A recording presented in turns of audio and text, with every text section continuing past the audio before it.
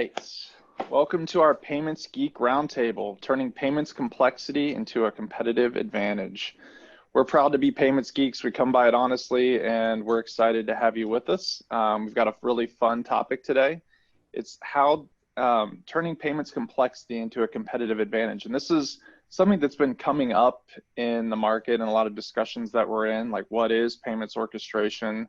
And is payments getting more complex or less complex?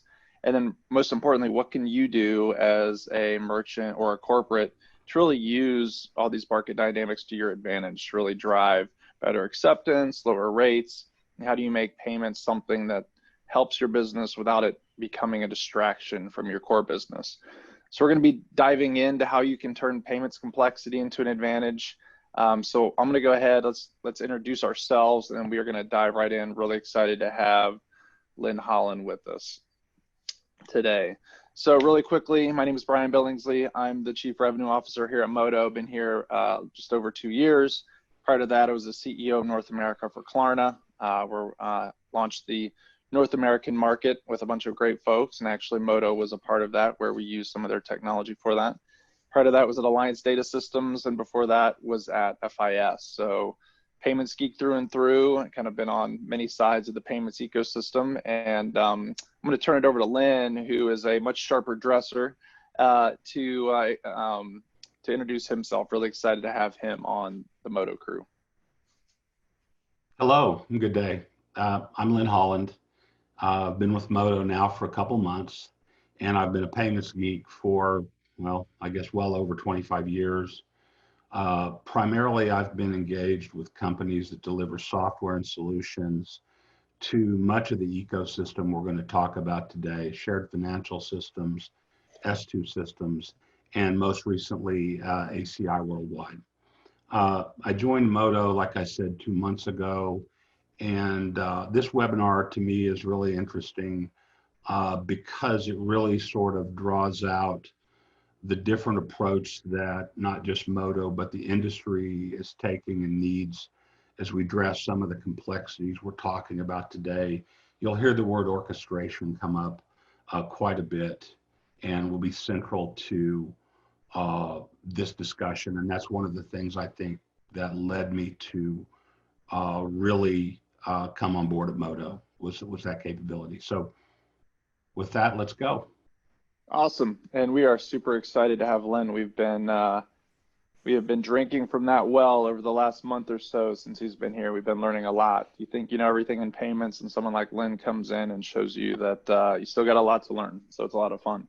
So let's dive right in. As payments geeks, we know how complex transactions, payments can be, especially as you're a scaling business and you're trying to optimize, whether it's over geographies or you're trying to optimize in a current region to increase acceptance or lower costs.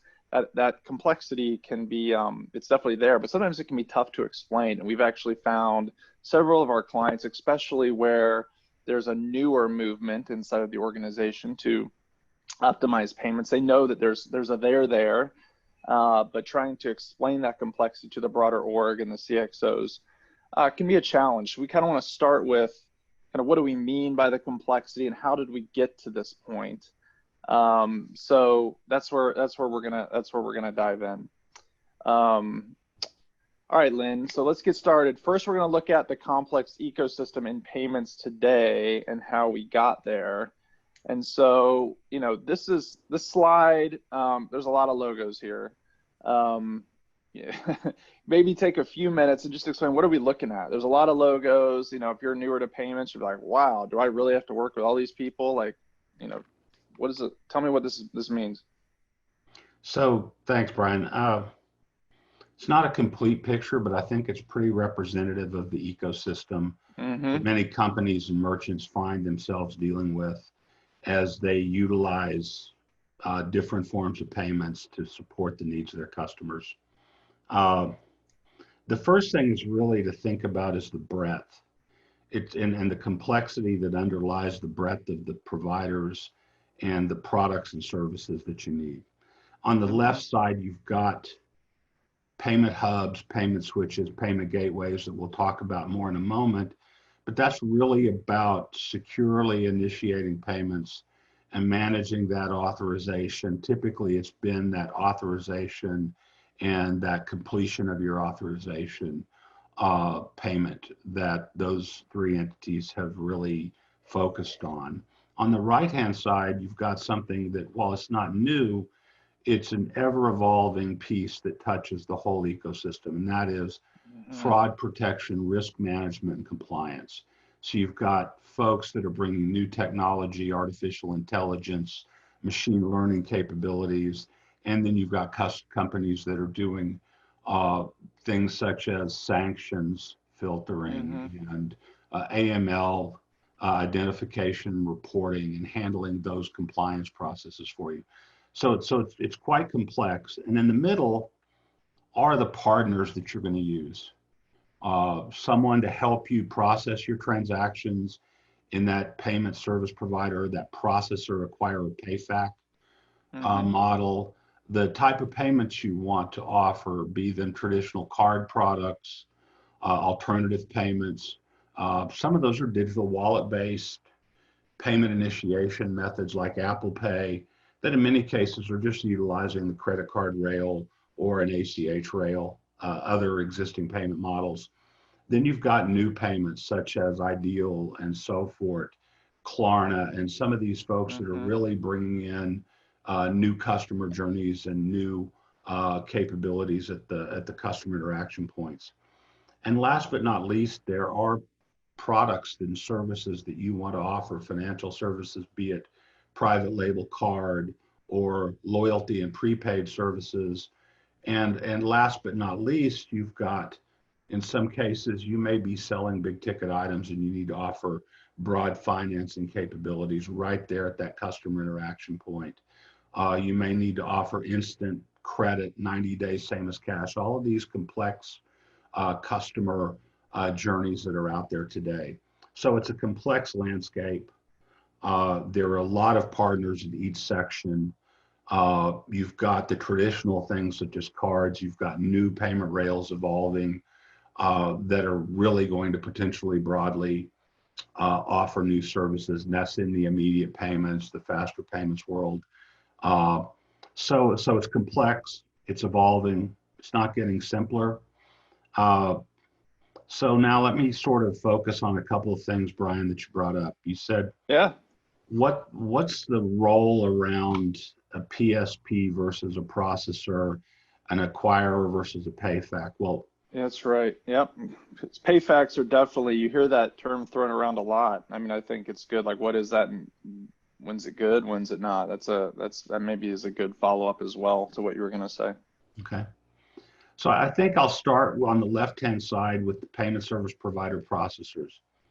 While today many of them are offering similar capabilities, PSPs really evolved out of the explosion in digital commerce. It needed a different initiation method. You had websites that became websites with secure payment pages and secure invocation technology.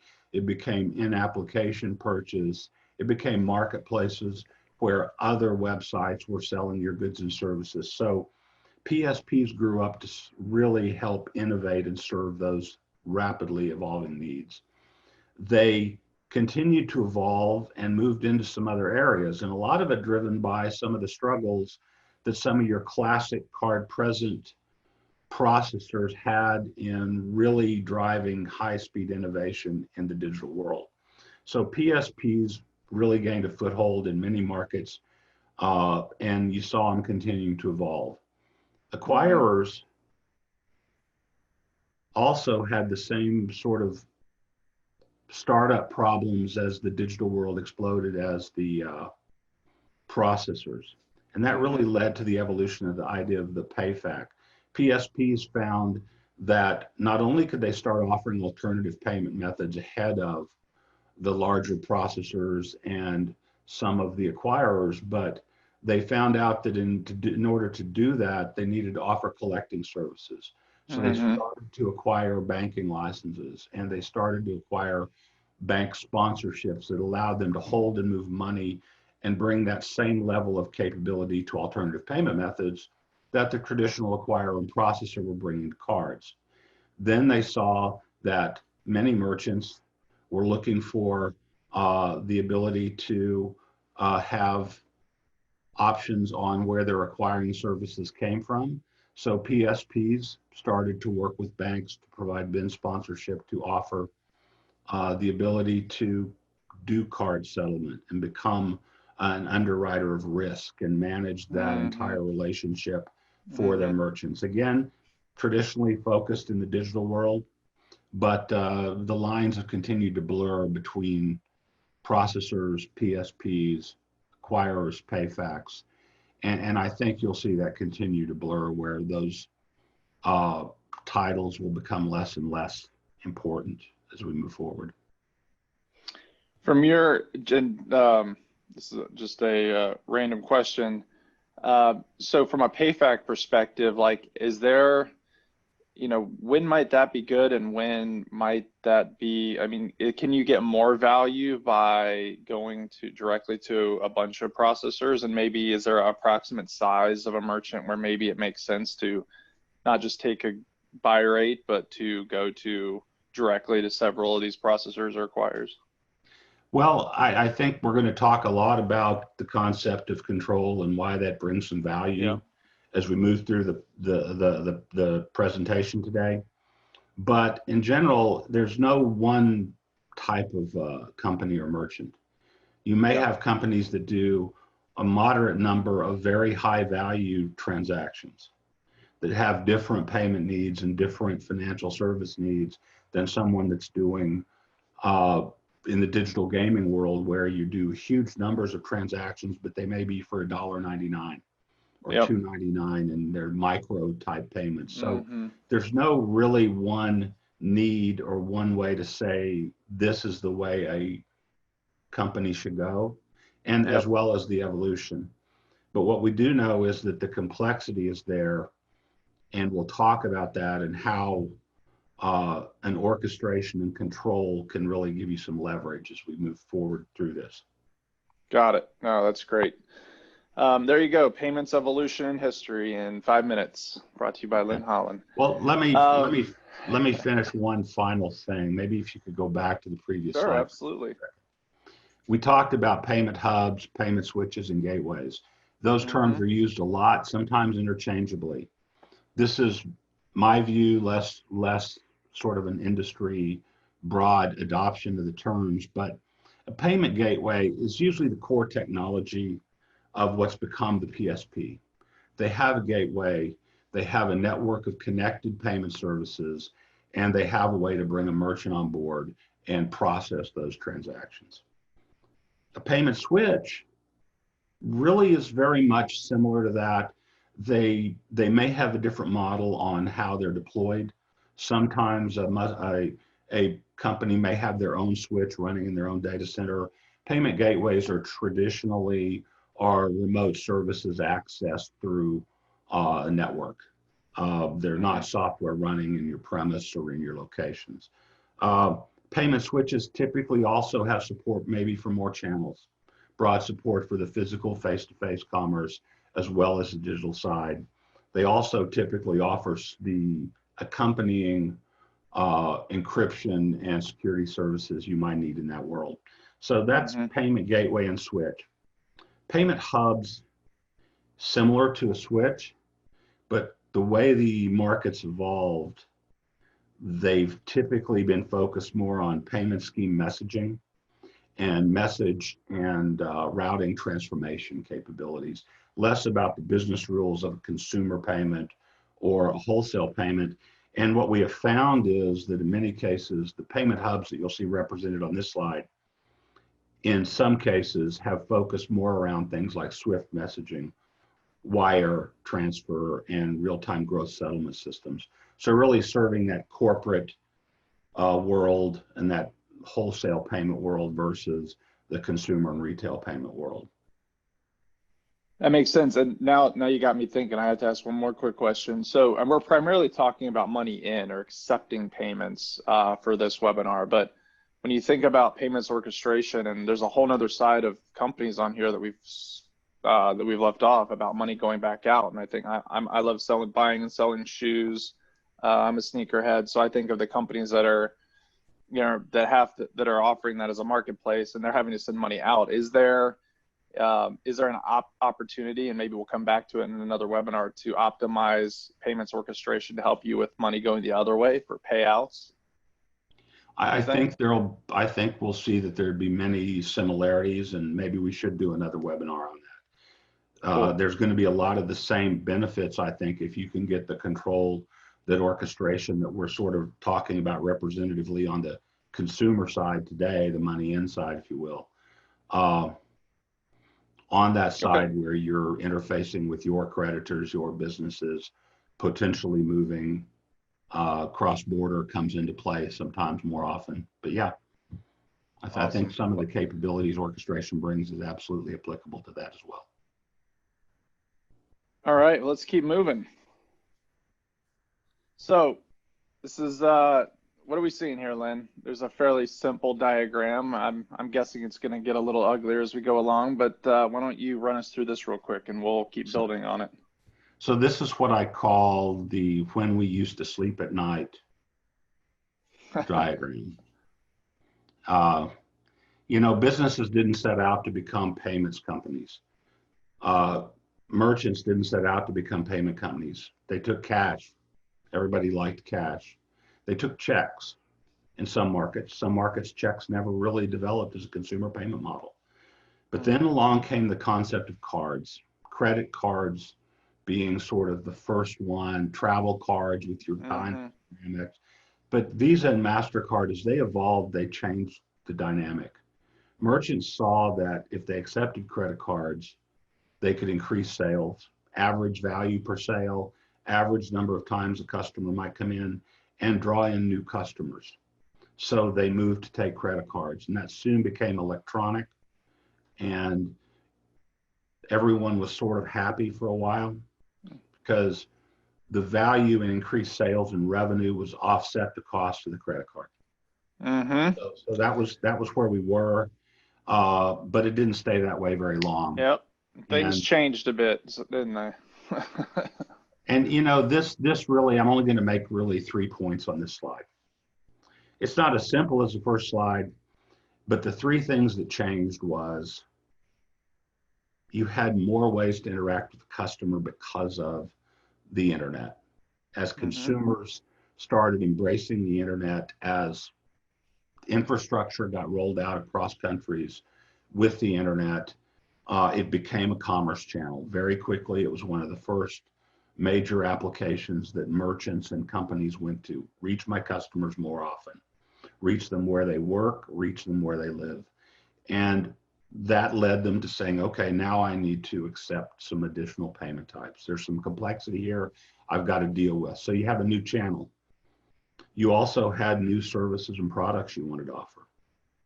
Once you had that reach and that connection, now maybe you wanted to finance for 180 days that piece of furniture you were trying to sell through a commerce site.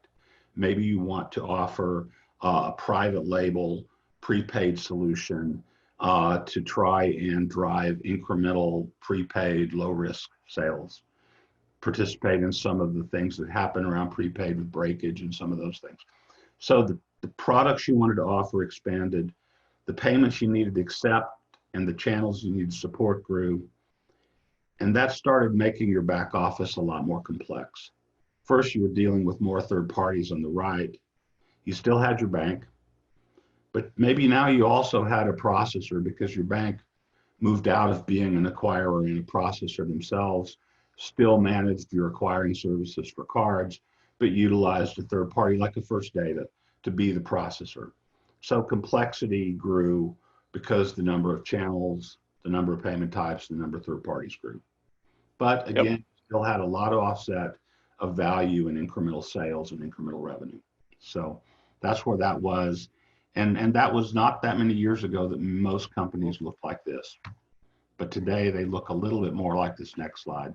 Yep, exactly. And we're going to, sorry, man, I can't control the slides. So before we dive into this slide, I'm actually going to turn on a poll. Would love to hear from our participants, how many third-party solutions do you use to process payments today? So I launched the poll. Feel free to answer. Would love to, and we'll let you know kind of what the answers are as they come in. So kind of Lynn, run us through this one. Now, where are we today?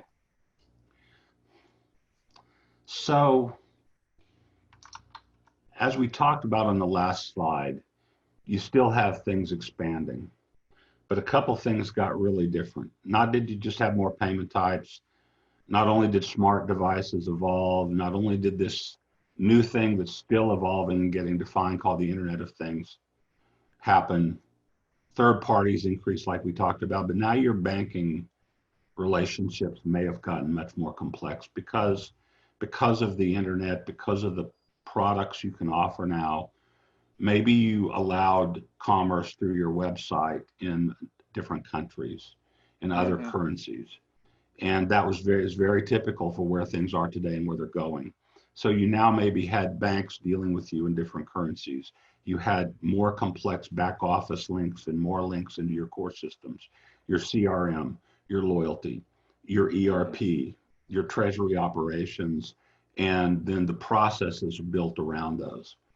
And last but not least, before we start talking about all of the spaghetti in the middle, is that bottom area. We went from a naive view of the internet and people and commerce to a very fraudulent platform that sort of enabled certain types of fraud, enabled risks to your financial position, to your business, and to your brand through data breaches and compromises and so on. So EMV rolled out broadly, even got to the US after many years. Contactless payments, and with COVID, you now see that becoming more and more utilized in consumers saying, hey, I'm going to figure out how to make my iPhone work finally, and I'm going to try it. And you've got point-to-point encryption saying, hey, I can't have PII and financial data moving through my computers and my network and my core systems in the clear where it could be intercepted and drive fraud and impact my brand. The average cost of a data breach and a brand breach there's lots of articles out there on it, but it's so substantial that they really haven't figured out how to manage the brand cost and the brand impact. Yep. It's expensive. And the second, e-commerce, you've got DDoS, you've got intrusion detection, you've got encryption everywhere. Every one of these lines represents encryption and encrypted connections and certificates and management of that. And last but not least, the regulatory world changed. In the US, we had the Durbin Amendment to the Dodd-Frank Act that really changed the way merchants had control and set some standards for cost. You had GDPRS, which said, hey, data sovereignty is a big issue, privacy is a big issue. PCI says you can be fined, you have to be audited, you have to be compliant. We had safe harbor, that's now up in the air. So there's a lot of things on the regulatory side and the compliance side, AML, sanctions filtering, that's really made the world more complex, that's not directly related to payments. Yep. Yeah, for sure. It's interesting. The polls are, the answers are coming in, or the responses, I should say. Interesting, about 50% of the respondents say that they use 2 to 3 third parties to process payments. About 30% say 4 to 6, and about 20% 7+. So obviously we have some larger merchants and corporates on here. Very cool. Thanks for taking part. So let's go ahead and head to the next slide. So we've established that it's a mess. I'm guessing most of the people on this webinar, are all nodding their heads. We're preaching to the choir. But aspirationally, as we look, now and into the future, what should a payments orchestration platform look like? And somebody who, maybe, look at Airbnb. They've kind of famous for creating their own payments company, actually have their own payments company with several hundred folks in it. If you're a corporate or a merchant that wants payments to be, a tailwind, something to help your business, but you don't want to hire several hundred people. What do you do? How should we make that look, Lynn? I think the main thing when you think about the spaghetti lines going away and our really nice circle in the middle in this diagram, two things happen here with the concept of an orchestration platform and your company-driven payment stack. One is that your third parties on the right are abstracted from your core business. So if you're a merchant and your goal is to have the best website experience, the best in-store customer buying experience, customer service at a certain level, you have a lot of IT resources and intellectual capital and intellectual property really oriented towards that. So on the front side where you face your customers, companies want to be able to make sure their brand is centric, the processes and the customer journeys are where they want them to be. And it's really where they can differentiate things, whether it's the in-store buying experience, the mobile aisle, and some of these evolving IMPOS technologies are out there, to the internet and very rich buying experiences in their browser, mobile devices and in-apps, and the broad adoption of apps and then the CRM or the marketing capabilities that are sort of aligned with that and the loyalty model. In the back office, you no longer have your processes for managing treasury, managing your ERP tied directly into what one of your payment partners today offers, or what the minimum set of things that your 3 or 4 banking relationships offer. You can really focus on optimizing your back office processes and your integrations by getting away from letting your third-party partners reach into those systems, either directly or indirectly through APIs and files and so on. So the orchestration platform is really there to allow the business focus on the left, and then finally to allow third parties. They're not slowing down. You've got PSPs, you've got artificial intelligence and machine learning fraud companies that are coming into play. You've got your continued evolution of the financing market, the credit market, instant finance, multi-month finance, same as cash. All of these things are now integrated into the buying experience, not something you sell later or try to upsell. So the ability to offer those products without having to really change your customer experience because you decided to use Synchrony for one product and you wanted to use another provider for your private label virtual prepaid model. So, so that's really, I think, the things that orchestration tries to bring. You abstract. The second is that the life cycle through this ecosystem doesn't end in 10 seconds like it used to with the credit card swipe, where you maybe put a tip in if you're in the hospitality world, and then you settle. So you have, it was pretty much over. You got a bill at the end, you got a deposit, and your back office reconciled it. Well, today, you authorize a transaction, and it may be for a basket of 10 things. And 6 of them are digital downloads that happen now. 2 of them are things you're going to ship now. 1 of them is something you may have in a month. The other something you may have in 2 months. So the breadth of that customer interaction could last for 2 months. And you have to be able to know, do I need to re-auth that? When does my authorization expire? So there's complexity here. And there's also knowing, did I get paid? How much were my fees? Were they what I expected, or were they higher or lower? So that whole life cycle of authorization with fraud, with compliance, with, oh, I'm shipping today, am I clear to ship? Yes, it's still good, the money's there, I've settled. So there's a lot of complexity, and the ecosystem and the life cycle of a transaction are tied directly to driving that complexity. And real-time real-time curveball question at you, Lynn. How can a payments orchestration platform help with, excuse me, how can they help with managing or monitoring SLAs for a variety of partners? Because we've talked to several partners. We all know that a lot of times numbers don't tie up. They always seem to, more often than not be in the corporate's favor. So how does a payments orchestration help with that specific thing? I hear a lot of people asking how do we actually manage these SLAs, and are we getting the right pricing? You know, and I'm going to put on my Modo hat for a second here versus just Yeah. talking about the industry. Okay. So when you think about that previous rectangular ecosystem diagram, you had payment hubs, payment switches, and gateways. Well, the main thing that we saw was that Modo sort of fit into some of those boxes. And I think the way that you go to solve that is because you build around the concept of the business versus a payment. Payment switches were developed because Visa transactions were dual and debit transactions were single message and all of those things.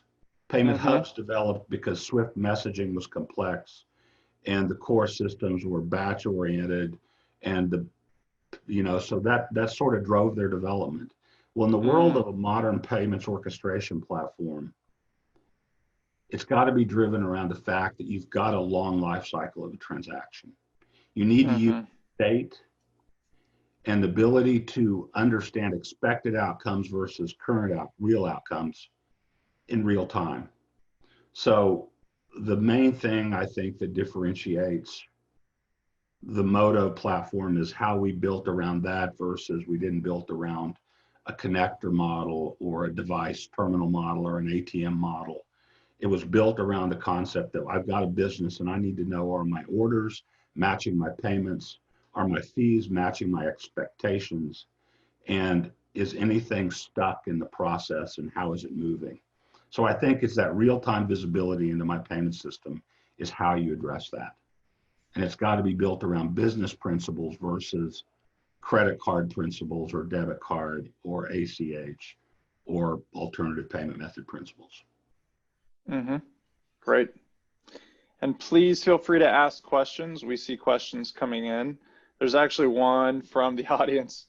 We promised we didn't, and we appreciate the question. We promised this wasn't preloaded, even though it sounds self-serving. So Lynn, the question is, referring back to the previous ecosystem slide, who are the companies that provide that payments orchestration platform? I think this person is looking for some examples. I think obviously Modo is one of them. Yeah, I think if you think about orchestration specifically, some of the folks in that the switching and the hub box would be where some of those capabilities lie.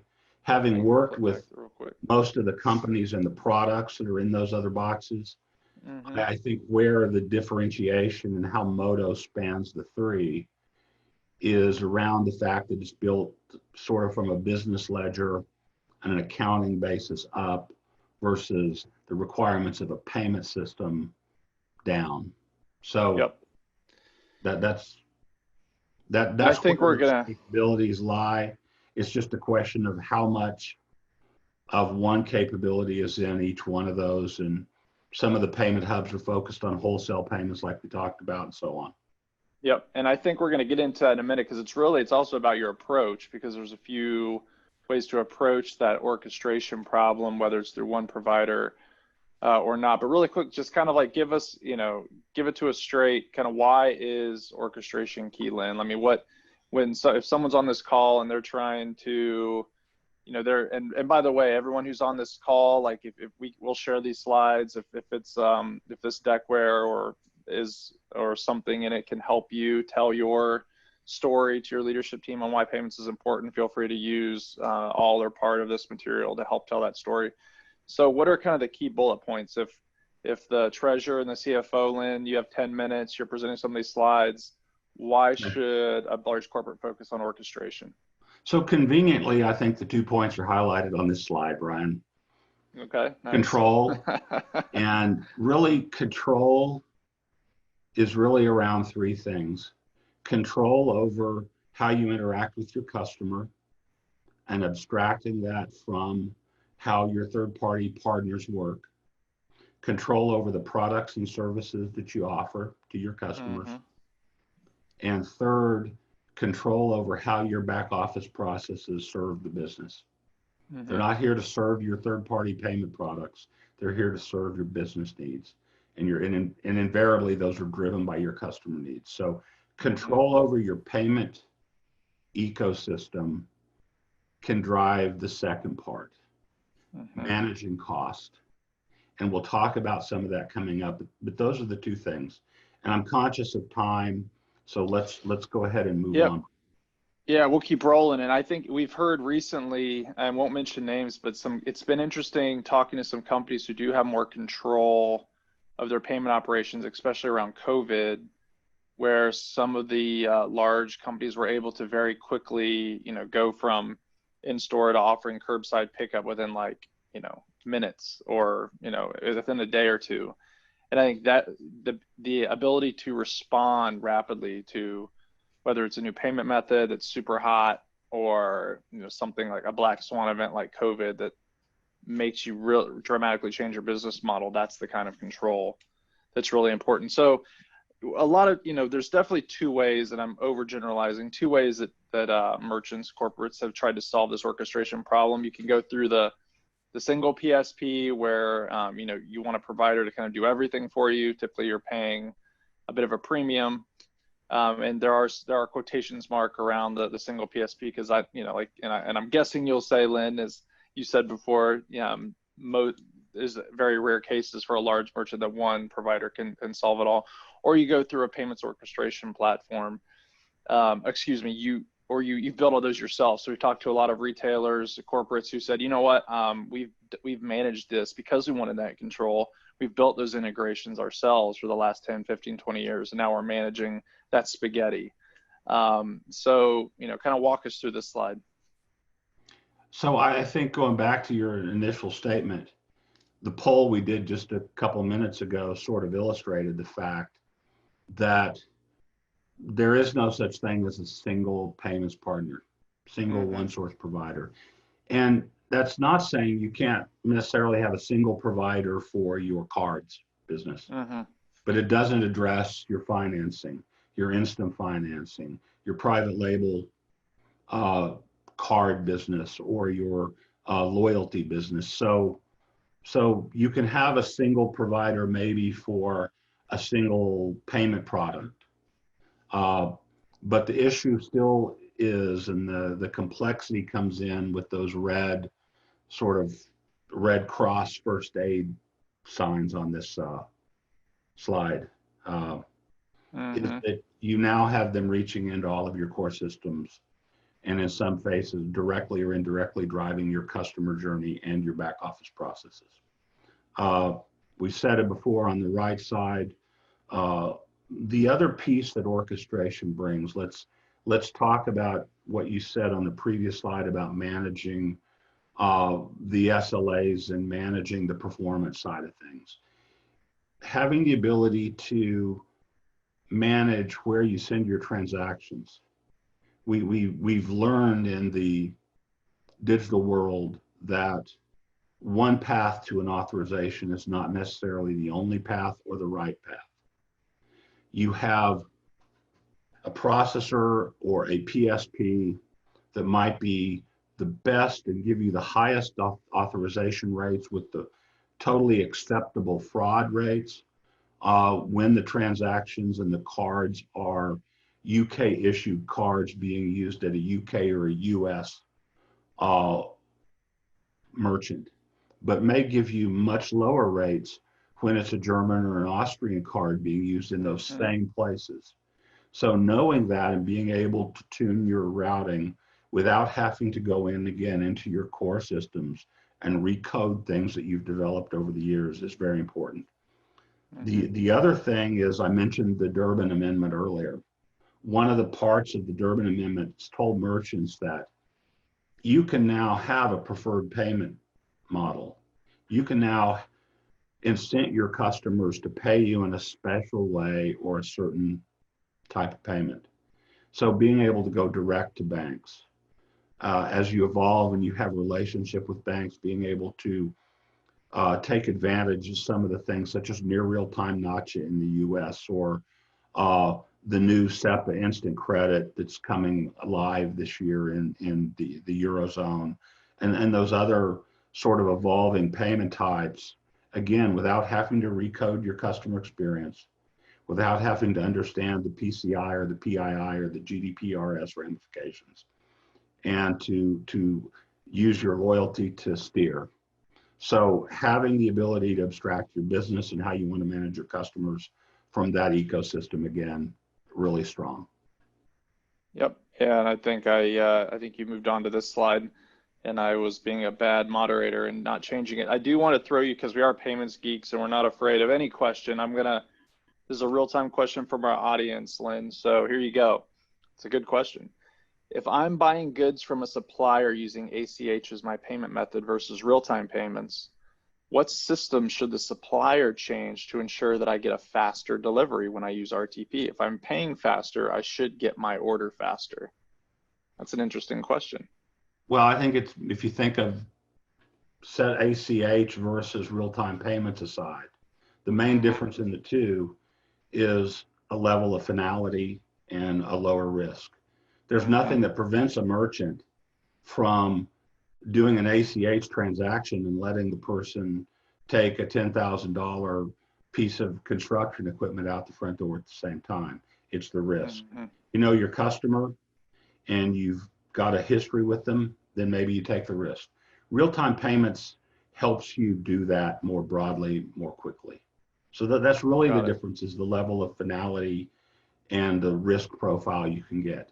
It's very much like operationally on the card side. You do an authorization, but you can't settle the transaction and get the money till you ship the goods. So you're sitting there with the need to hold that sort of liability and to close that ecosystem. So I think the real-time payments versus ACH is really about being able to tap into those networks and connect to the providers offering you those real-time services. Got it. And we will be doing a RTP webinar in July, so definitely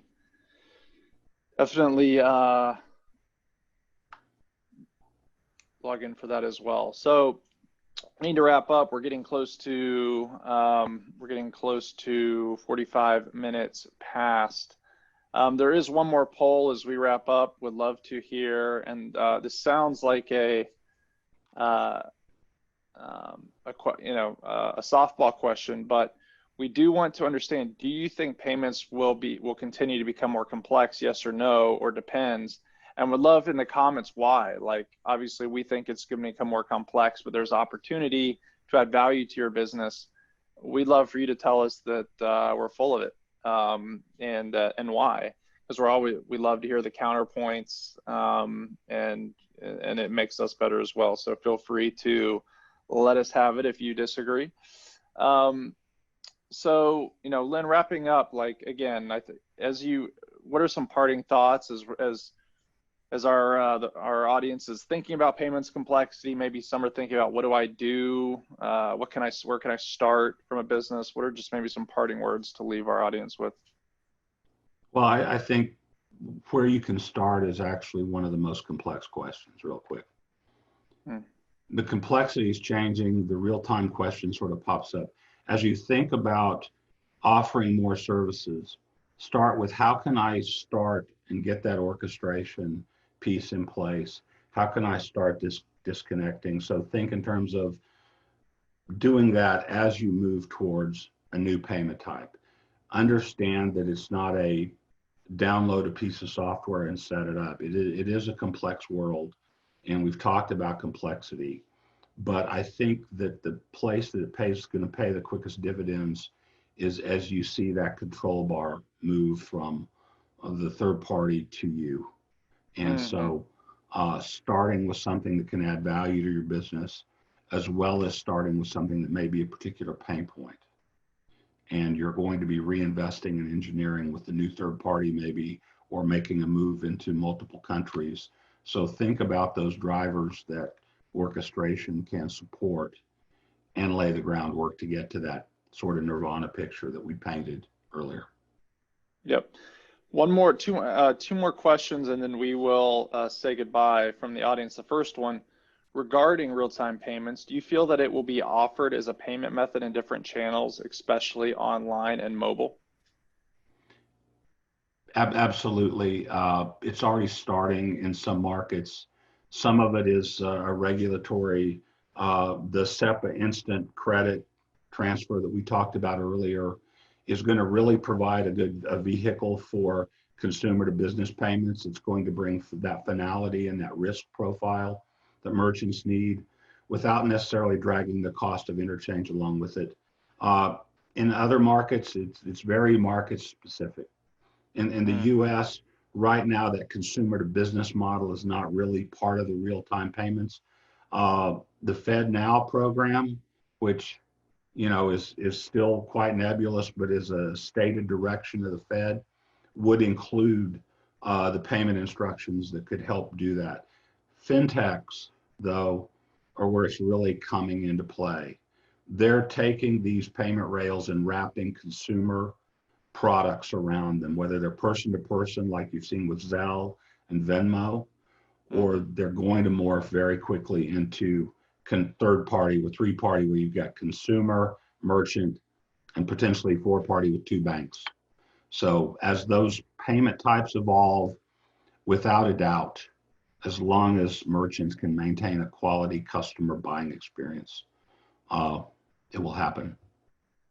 Awesome. And last question, this is probably tough to fit into a soundbite, but I think if we can give a little something here, it'd be really valuable to the audience.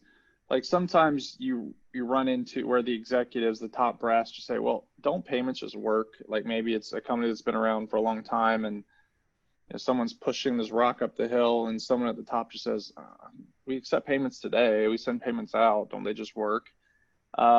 How would you respond to that, to someone who might say, yeah, that we are accepting payments, but really don't understand or maybe even care to understand payments complexity and the juice that's worth the squeeze for sure? Like what would be some parting words on how you'd respond?